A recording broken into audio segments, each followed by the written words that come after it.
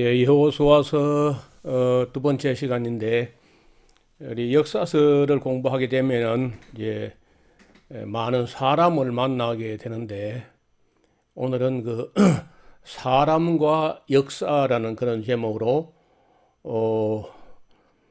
잠깐 같이 생각해 보기로 합니다. 사람들이 역사를 만들죠. 또 그런 거 하면은 역사가 사람들을 또 인물들을 배출하는 것도 사실입니다. 우리는 여호수아서 안에서 만나봐야 할 몇 인물이 있는데 첫째는 여호수아죠. 여호수아는 정말 하나님을 신뢰하는 그런 믿음의 사람이었고 모세가 눈여겨 보아두었기도 하고 모세를 가까이서 모시고 배우고 하면서 40년간 훈련을 받았습니다. 그래서 그런지 모세는 들어 실수도 하고 했지만은 여호수아는 그 큰 실수나 허물을 찾아볼 수 없어요. 이것이 이제 모세와 여호수아의 다른 점이죠.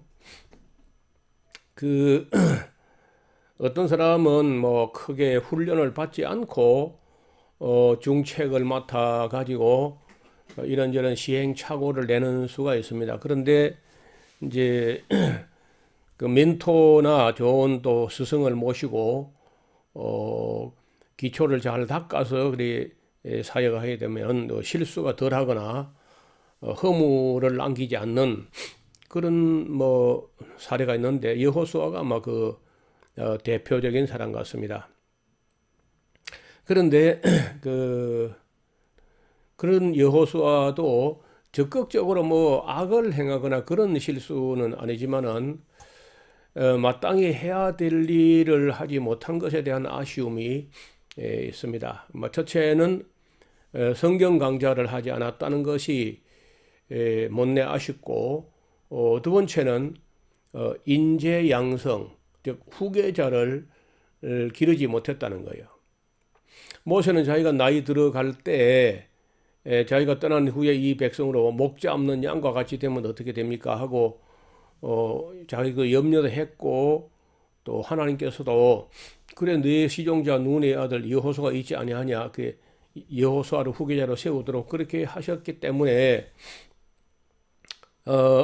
모세는 후계자 하나는 잘 뒀다고 할 수 있겠죠. 근데 여호수아가 왜 자기는 모세 후계자로 훈련을 받아가지고 민족을 지도해 나갔는데 왜 그 여호수아가 인재 양성을 하지 않았는지 그것도 참 또 아쉬움으로 남습니다. 그래서 다 좋은데 성경 강좌를 하지 않은 것 그리고 인재 양성 후계자를 제대로 세우지 못했다는 것은 아무리 봐도 그 아쉬움으로 남는 그런 문제라고 봅니다. 이 말은 우리가 여호수아를 평가하고 말하는 얘기가 아니고 오늘 여러분이 섬기는 교회 목사님들도 같은 우를 범할 수가 있다는 거예요. 다 좋고 훌륭한 사람이고 착한 사람이고 다 좋은데 문제는 성경 강좌를 안 해요. 그리고 그뿐만 아니라 대체로 오늘 우리 기독교가 인재 양성을 잘 못하고 있어요. 아니 인재 양성을 한다 손 쳐도 정말 인재가 나오거나 인물이 나오면은 그 인물을 하나님 일할 수 있도록 이렇게 기르지 않고 다 서울대 팔아먹고 그다음에 삼성이나 이런 데 팔아먹어요. 아니면 미국 팔아먹고 그죠. 그래서 공부를 잘하고 준수하고 또 성실하고 착하고 이런 사람을 성경학자로 만들고 또 하나님 말씀을 가르치는 사람으로 세워야 할 텐데 대부분 그렇지 않고 공부 잘하거나 내신 1등급의 대수능 만점을 받고 하면 다 그냥 의사 판검사만 만들지 하나님의 일할 사람을 키우는 그런 교회는 잘 없어요.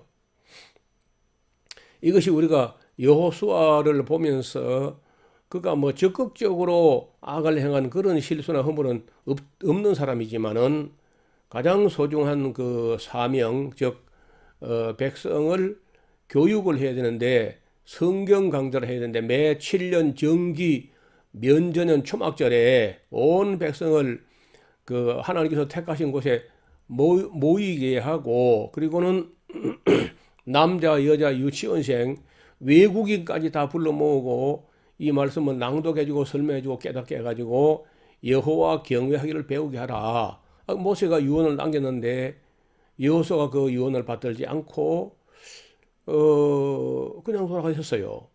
여호수아가 통치한 기간은 대체로 한 20년 안팎되는 걸로 보이는데 그렇다면은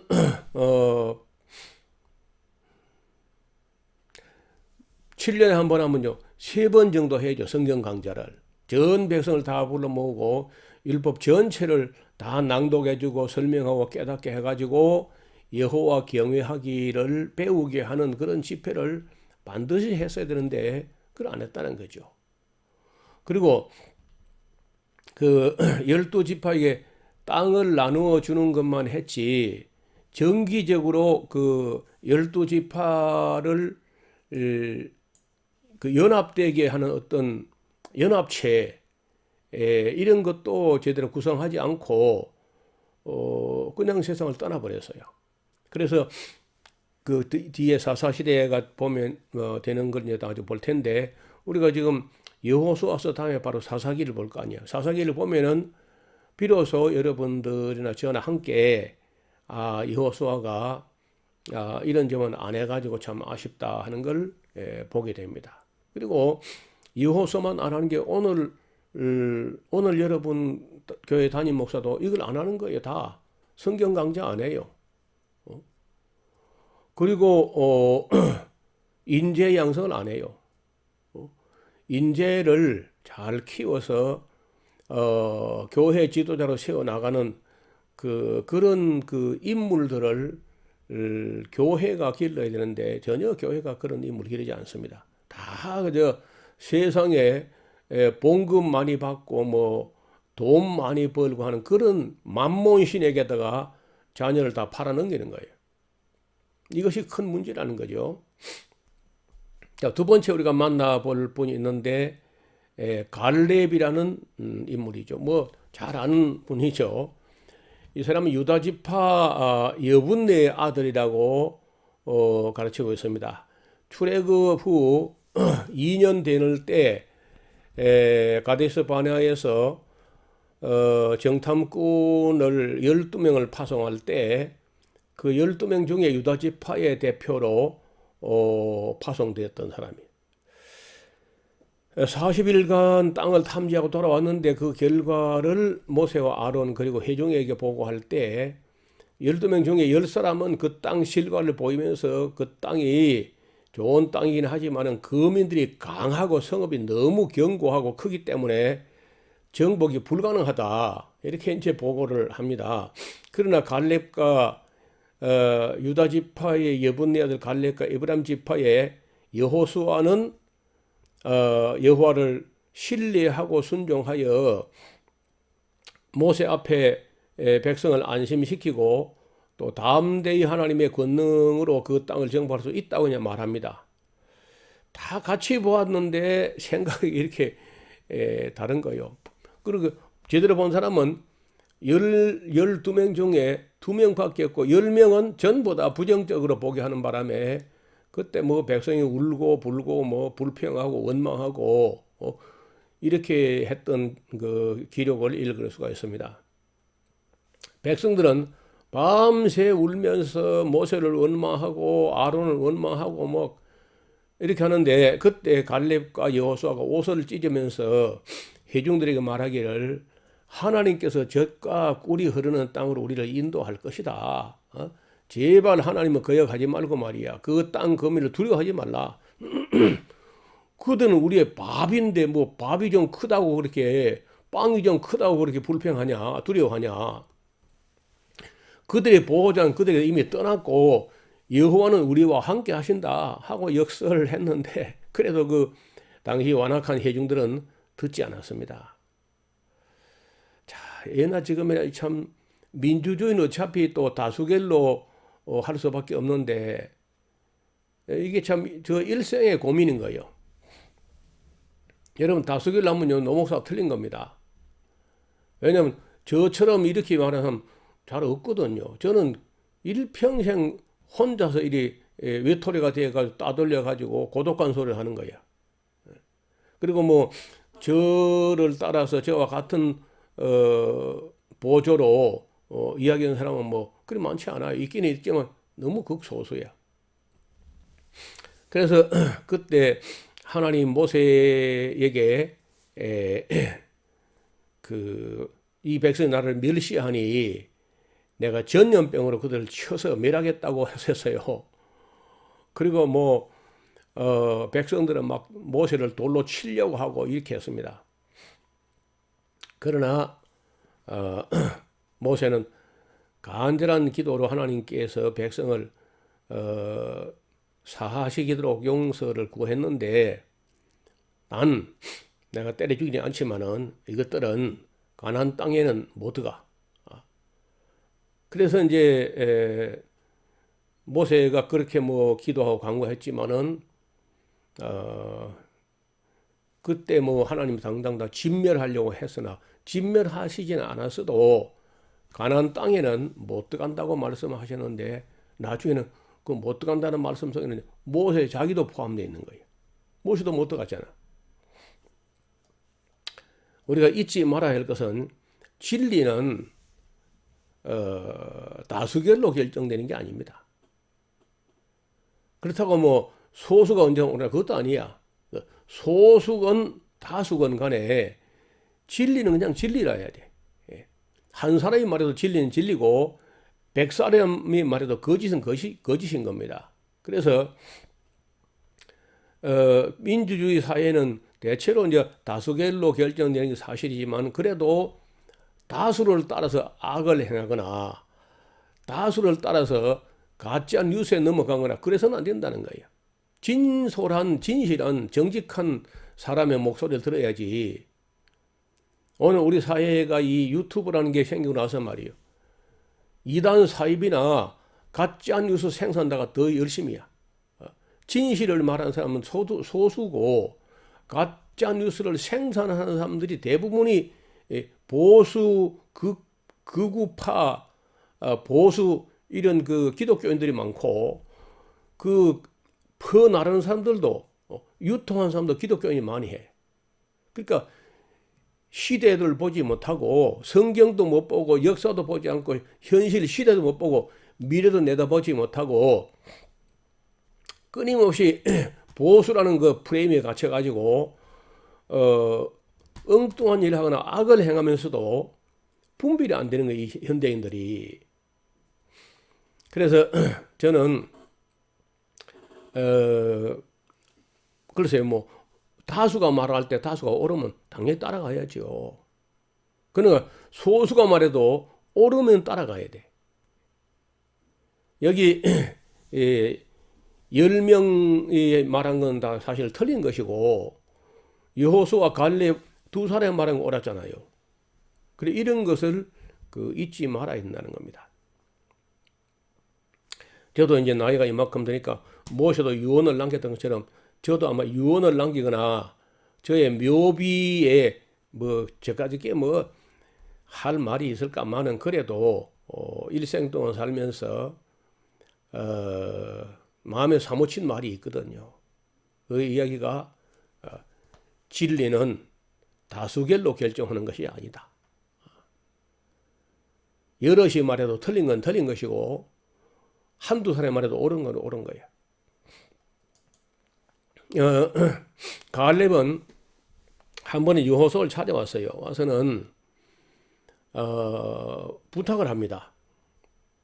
우리 같으면은 땅 분배할 때 여호수아를 찾아가지고 이보게 친구 좋다는 게 뭔가 좀 좋은 땅을 내게 할당해 주시게나 이렇게 부탁할 줄 알았어요. 그렇잖아요. 근데 그게 아니고 갈렙이 여호수아를 찾아와서 하는 말이 당신이나 나나 한창 때 혈기 방장할 때 40대에 모세를 따라서 애굽에서 나와가지고 지금까지 자네와 나와 이렇게 정말 막역하게 함께 지내왔는데, 내가 지금 나이 84세지만은 40세에 모세가 우리를 부를 때 그때나 지금이나 힘이 일반이라. 내 생각에 아이고 마음만 그렇지. 근데 어떻든 그러면서 하는 말이요, 혹시 땅을 분배하다가 안악 자손이 있다든지 거인족이 있다든지 자이언트가 있다든지 해서 다른 지파가 가기 꺼려하는 그런 땅이 있으면 내게로 돌리라. 혹시 하나님께서 나와 함께 하시면 내가 그들을 쫓아내리라. 아니 힘들고 어려운 땅, 남들이 가기 싫어하는 땅, 정복하기 어려운 땅, 그런 걸 할당해 달라는 거예요. 이런 모세 이후에 여호수아가 이제 지도자 이스가 됐는데, 그 친구가 와서 이렇게 말할 때 여호수아에게 얼마나 위로가 되었겠습니까?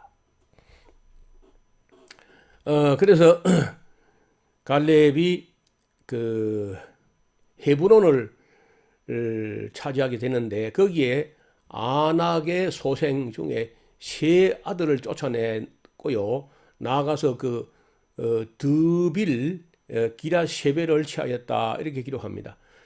이때 공을 세운 온니엘에게 또 자기 딸 악사를 아내로 주기도 했고요.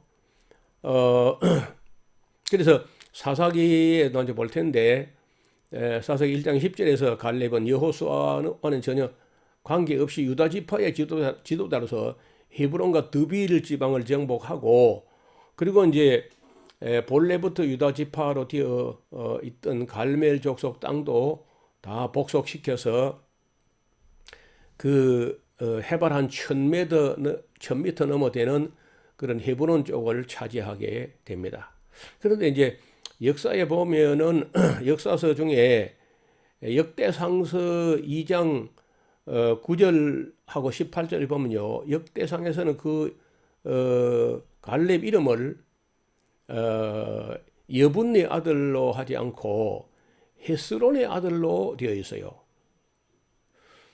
헤스론의 다른 이름이 여분네일 수도 있겠죠. 어떻든 이게 좀 다르게 기록되었습니다. 우리는 일반적으로 여분네의 아들 갈렙 하는데, 역대상서는 헤스론의 아들이라고 기록되어 있습니다. 여러분들 집에 가서 이 성경 구절을 역대상서 2장 18절을 한번 찾아보시면 그런 기록이 있다는 겁니다. 그래서 바울이 신화라든지 끝없는 족보 이야기에 너무 창념하지 마라. 족보에 안 맞는 말이 나와요. 그다음 우리가 세 번째 만나볼 사람이 하나 있는데, 이번에는 여자입니다. 맨날 남자만 만나니까 좀 그렇잖아요. 그래서 여자도 한번 만나보는데, 우리가 또 여리고까지 왔으니까 목도 출출하고 하니까 기생 라합이 있는 주막으로 한번 가보려고 합니다. 자, 여리고에 왔다면 반드시 만나야 봐야 할 사람이 여리고 기생 라합이죠. 자, 이 여인은요, 참 어째서 어떻게 하다가 술집에 기생이 됐는지는 잘 모르지만은 기생이라는 그런 직종이라는 게 예나 지금이나 그리 자랑스러운 건 아니잖아요. 그러나 마나 어떻든 누군가는 또 여행객을 위해서 목마른 사람에서 주막을 또 운영하기도 하고 하는 거죠. 이제 주막이라 해서 술만 파는 게 아니라 때론 잠도 자고 하고, 거기서 어떤 거래도 이루어지기도 하고, 물론 술을 팔기도 하고 이제 이런 것인데, 몇 살 때 이 라합이 거기에 몸담아서 일하게 됐는지는 설명이 없으니 잘 모릅니다. 근데 어떻든 그런 주막이라는 곳에 있으면요, 대체로 모으는 사람이 남자죠, 남자. 여자가 주막에 들를 일은 별로 없을 것이고, 그 남자들이 수도 없이 날마다 눈만 뜨면 남자들이 이렇게 오고 가고 하는데 여리고라는 곳이 아주 굉장히 오래된 도시이기 때문에 많은 사람들이 오고 가고 했던 것 같습니다. 그런데 이 여리고의 기생이라고 하는 이 라합이에요. 보는 눈이 있는 여자야. 보는 눈. 그리고 또 깨닫는 마음도, 생각하고 깨닫는 마음도 있어요. 듣는 귀도 있고. 그래서 이 여인에게는요, 첫째는 들어가지고 생각하고 깨닫고 하는 그런 능력이 있어요. 지금 애굽의 바로 왕의 콧대를 꺾어놓고 애굽의 모든 신들에게까지 다 벌을 내리고, 그리고는 홍해 바다를 가르고 구름 기둥과 불 기둥 아래에서 인도받으면서 반석에서 물을 내 마시고 하늘에서 만나를 먹으면서 이렇게 올라오는 이상한 한 족속이 있다 하는 이야기가 40년 전부터 들려왔잖아요. 40년 전부터. 40년 전부터. 그리고 이스라엘 백성들의 그 이상하고 신비한 이야기가 40년 전부터 가나안 땅으로 계속 이제 울려 퍼졌는데, 그러면은 그 소식이 그때는 신문도 없고 방송도 없고 인터넷도 없고 하는 시대이기 때문에 그 소문들이 어디로 통해서 전달되냐면 술집이라, 주막. 그 사람들이 오고 가면서 횡설수설하고 뭐 술 먹고 막 떠드는데, 그런 술 먹는 사람들이 떠드는 이야기를 라합이 술 심부름하면서 안주 갖다 나르면서 오면서 가면서 조금 틈나면 앉아 들으면서 이런 들은 게 40년 전부터 계속 들려오는 거니까 아마도 이 이야기의 시작은요, 라합이 태어나기 전부터 이런 소문이 들려왔을 거라. 그럼 계속해서 술집으로, 주막으로 이제 뉴스가 흐르는데, 이제 기생 라합이 그런 뉴스를 제일 먼저 듣는 거죠. 들어서 이제 가만히 들어서 분석을 해보니까, 이 하나님은 보통 하나님이 아니다. 그래서 여호수아가 보낸 그 정탐꾼 둘이 있는데 그 둘 중에 하나가 이제 나중에 유대인 전성에는요, 살몬이라 그래요. 살몬. 어떤 이 살몬하고 함께 한 이 정탐꾼을 앉혀놓고 숨겨주면서, 그리고 수색대가 중앙지형법에서 사람들이 나왔는데 딱 채찍이 따돌잖아요. 따돌리고 나서 이스라엘 사람 정탐꾼 두 사람에게 기생 라합이 하는 말이 뭐냐? 너희 하나님, 당신들 이스라엘 하나님은 상천하지의 하나님이다. 아니 무슨 신학자도 아니고 술집에 뭐 기생 주제에 이스라엘 백성도 아니면서 가나안 족속이고 술집에 기생 노릇하는 주제에 그 정탐꾼 첩보원 둘을 앉혀놓고 하는 말이 너희 하나님은 상천하지 하나님이라는 거예요. 그러니까 하나님 보는 눈이 있어요. 그리고 하도 술집에서 눈만 뜨면 남자를 봐왔기 때문에 남자 보는 눈이 있습니다. 아니 생각해봐요. 여호수아가 정탐꾼을 보낼 때 둘만 보냈잖아요. 왜 둘만 보냈느냐? 하나가 중요한 업무 수행도 하나 망을 봐야 되거든요.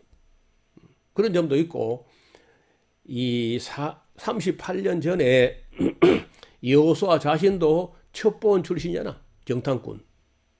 그런데 자기 갈 때 괜히 모세가 12명을 보냈는데 바로 보는 사람 두 사람밖에 없는 걸 괜히 12명 보내가지고 역사가 38년 동안 지연된 거거든요. 그래서 여호수아는 그런 경험을 살려서 처음부터 아예 바로 볼 수 있는 두 사람만 딱 빼가지고 보내. 모세처럼 실수 안 하려고. 처음부터 두 사람. 그러니까 다시 말하면 여호수아가 두 사람 뺄 때 그걸 무지렁이를 갖다 보내지는 않잖아요. 아니 첩보원을 갖다가 누가 그 무지렁이를 보내요. 적어도 뭐 쇼온 코넬이 이런 걸 보내는 거죠. 우리가 정탐꾼, 간첩 그러면 이제 그 부정적인 의미인데 첩보원 그 어떤 신체적으로 정신적으로 모든 면에서 이스라엘 남자 중에서 뺀 자 중에 또 빼가지고 가장 신뢰할 수 있고 가장 건장하고 가장 민첩하고 이런 사람을 보냈을 거 아닙니까? 그러니까 여리고 기생 라합이 눈만 뜨면 남자만 보는데 딱 어느 날 보니까 야, 전에 보지 못했던 인물이 나타났다. 딱 보자마자 알아보는 거예요. 하도 남자는 많이 겪었기 때문에 딱 보면 알아요. 그래서 그 중에 하나를 침도 발라놓고 점도 찍어놓고 이제 했던 모양인데 나중에 알고 보니까 그게 살몬이야, 살몬. 기생 라합과 살몬이 결혼해가지고 나중에 우리가 룻기 공부할 때 만나는 보아스가 이 기생 라합하고 이 안목 있는 여자 기생 라합하고 유대 첩보원 이스라엘 첩보원 살몬하고 사이에서 이 보아스가 났다고요. 보아스가 오벳을 낳고 오벳이 이세를 낳고 이세가 다윗 땅을 낳았으니까 이 복 있는 여인, 이 안목 있는 여자가 남자 보는 눈이 있고 하나님 보는 눈이 있고 또 시대를 보는 눈이 있다는 거죠. 바야흐로 이제 가나안 시대는 끝났다는 거예요. 새로운 시대에 여명이 밝아오고 있다. 그래서 이 새로운 시대에 새로운 세상에 주역이 될 만한 이 첩보원 중에 하나를 찍어가지고 이 여인은 전혀 다른 삶으로 바뀌는 거예요. 그러니까 여성들 중에 이런 안목이 있으면요 남자 하나만 잘 딱 찍어도 다른 인생으로 살게 되는 거죠. 그런 사람 중에 아마 대표자가 여리고 기생 라합이 아니겠는가. 그래서 이 새로운 시대의 주역들을 만나서 그들과 함께하는 삶으로 그는 정말 복 있는 여인이 됐고 복음에도 이 마태복음 1장에도 기생 라합 이야기가 나옵니다. 그래서 보는 눈이 있고 듣는 귀, 이 술집에서 오는 사람 가는 사람이 술 먹고 뭐 횡설수설하는 그런 것을 들어서도 믿음이 생긴 거야. 너희 하나님은 상천하지의 하나님이다. 그리고 이 사람들은 새 시대의 주역이 될 사람들이다. 그리고 또 이제 시대는 가나안 시대는 끝났고 이런 새로운 시대가 열리고 있다. 그래서 그 남자를 보는 눈과 하나님 보는 눈과 시대를 보는 안목이 있어가지고 잘 선택을 했기 때문에 이 사람은 그 성경 안에 몇 사람 나오는 그런 유명한 여인이 됐다는 겁니다. 오늘 이 방송을 듣는 모든 분들도 하나님 보는 눈, 그리고 사람 보는 눈, 그리고 또 시대를 보는 안목을 가질 수 있기를 주님 이름으로 축원합니다. 감사합니다.